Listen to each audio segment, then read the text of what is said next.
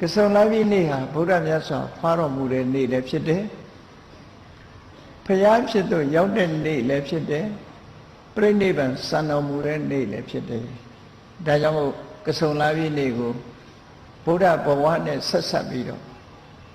သုံးခါထူးမြတ်တဲ့နေထူးနေ့မြတ်အဖြစ်မှတ်သားကြအတူတူဖွားပွင့်စံ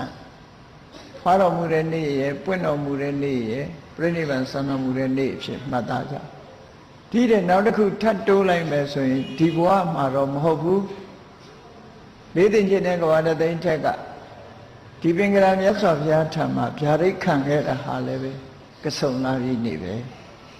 ဒါကြောင့်မို့ကဆုံလာပြီနေ့ကိုဗုဒ္ဓဘဝနဲ့တန်လျာပါပတ်သက်ပြီးတော့ဆက်ဆက်ပြီးပြောမယ်ဆိုရင်ဗျာဒိတ်တော်ခံဖွားပွင့်ဆံလို့ဒီလိုမှတ်ရ